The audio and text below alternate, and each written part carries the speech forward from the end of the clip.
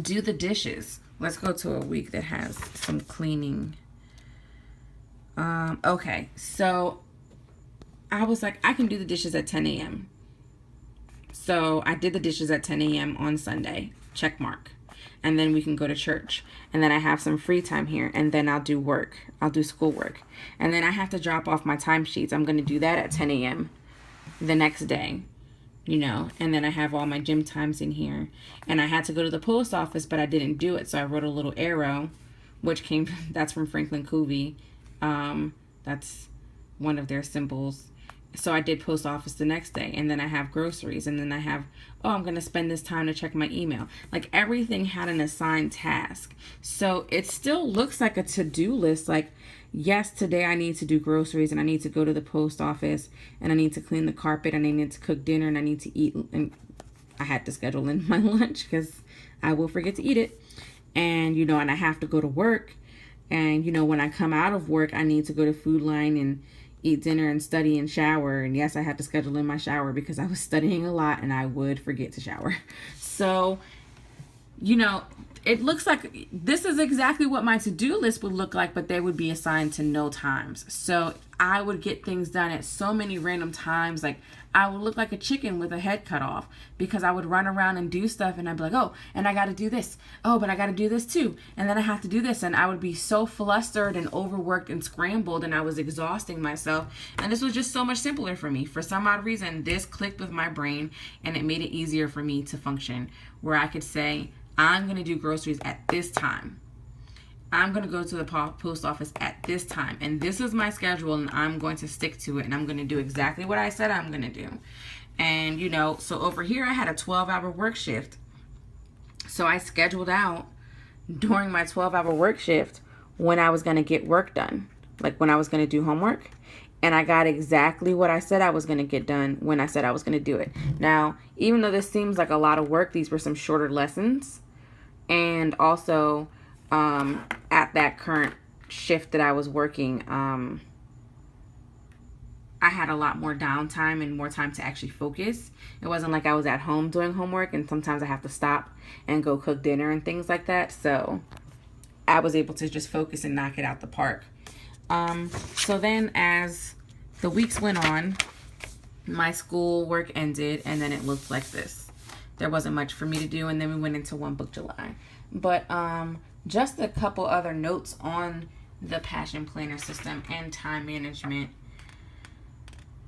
I'm just looking at my notes here that I wrote for the video.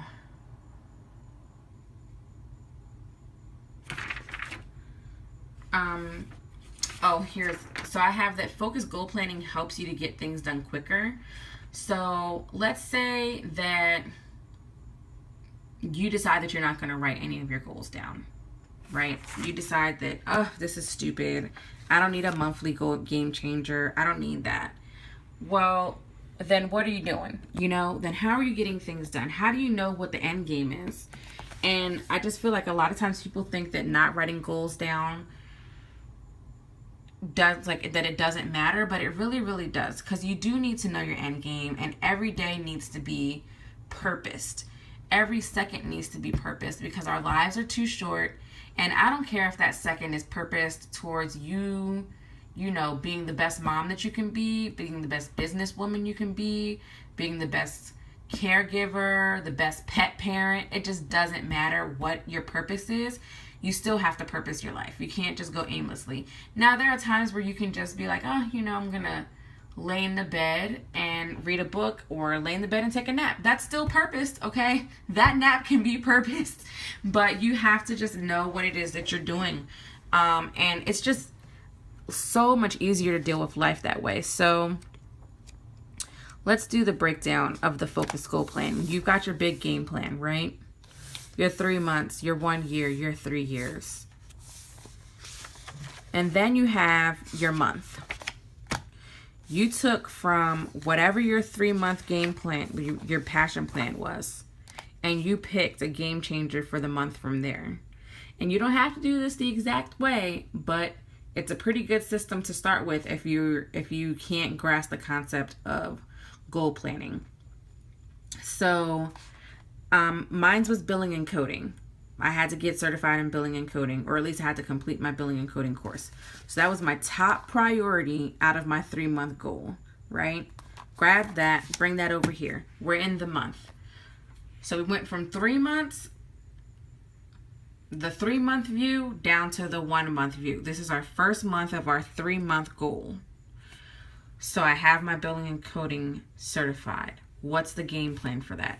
I have to complete the course. I have to schedule my certification exam. And then I have to create a study plan to, tackle that certification exam. Okay? So that is what has to happen for the month of June. My month of June is specifically purposed towards that and nothing else. Now, there are other things that are going to happen in the month, of course, and that's when you have to really become strategic about how you're going to approach your goals. And so then that's when you get into the weeks, right? So let's go to a blank week. Oh no, we'll go to my first week so you can see. So my first week, the week's focus was billing and coding. I also had another focus. I had a sale going on in my business, right? And then zone 4 means that's the cleaning zone that I wanted to tackle. Now, these two, I don't want to say they're minor because my Mary Kay business is just as important, but the sale kind of took care of itself. And I always set up my sales that way, especially if I'm doing an online sale where it can take care of itself. I don't have to every single day be hounding that sale, and zone 4 will take care of itself also. I have 7 days in the week. Zone 4 only covers one area in my house, and it's not even a house, it's an apartment, so it's not that deep. But so I have 3 things that I'm focusing on for this week. Usually you want to focus on one thing, but if you need 3, then you got 3. So then you have to think to yourself, well, how much of my time am I willing to dedicate to completing my number 1 priority focus for this week? So if we look at my weekly spread, there are only a couple of things that pop up a whole lot. I have my gym time, and that's about an hour and a half out of my day. You've got 24 hours in a day. That's not a big fraction of time. And then I have some Mary Kay stuff. I think that was an hour of that week. Not a big fraction of time when you consider 24 hours times 7 days a week. What else do we have going on here?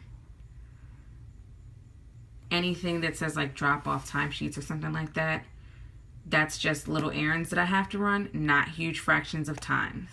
Some other things, not huge fractions of times. They don't even show up on the weekly calendar. They were just tasks that took me about 5 minutes to do. What took up the most of my time this week was my work schedule, naturally, and all of my billing and coding course study time. All the time that I dedicated towards billing and coding. And that's where the decision-making process happens as far as where you're going to put your time. Because if that's your focus, then you know that when you're writing it into your planner, if you have free time, then a good portion of your free time should go towards accomplishing that goal. Whether it be safe, so, I'm not going to try to do math here, but you have 24 hours in a day. So your 24 hours is 100%, right? So let's assume that 30% of your day is going to go towards your work hours. So that means that you have 70% of your day to dedicate towards one of these 3 goals. And we're also going to give, 30% to sleep.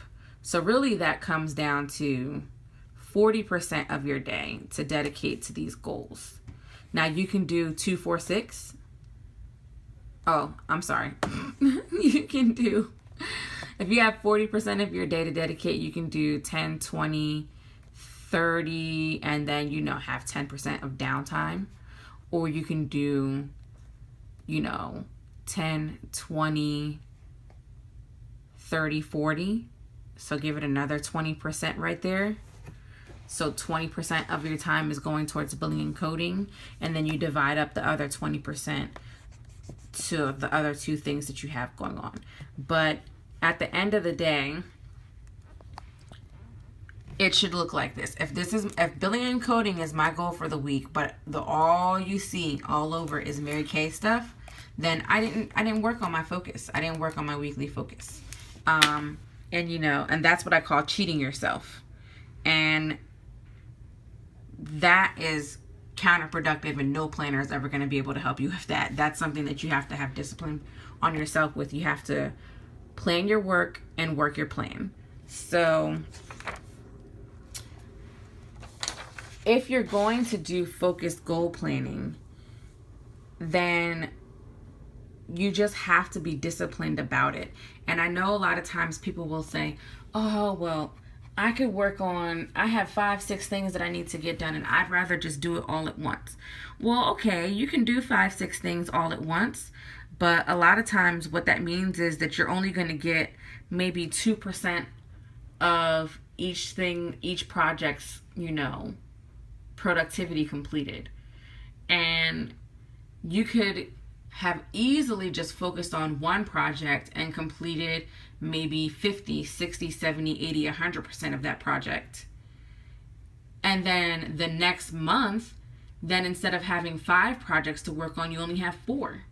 And maybe that month, if you want to just go in and do all 4 projects, instead of only getting 2% of each project done, you may be able to get 30% of each project done because you have less of a workload on your shoulders. But if you're just going to go in and constantly overload your schedule, then you're not going to get anything done. At least that's what it was for me. I wasn't going to get anything done with having 15 different projects on a page for a day. Even if I had 15 projects on a spread for a week, it wasn't going to happen. You got to break it down. You have to focus on one project at a time, and you have to really go after it, and you have to be disciplined about it and be realistic about your time and what you can assign to it.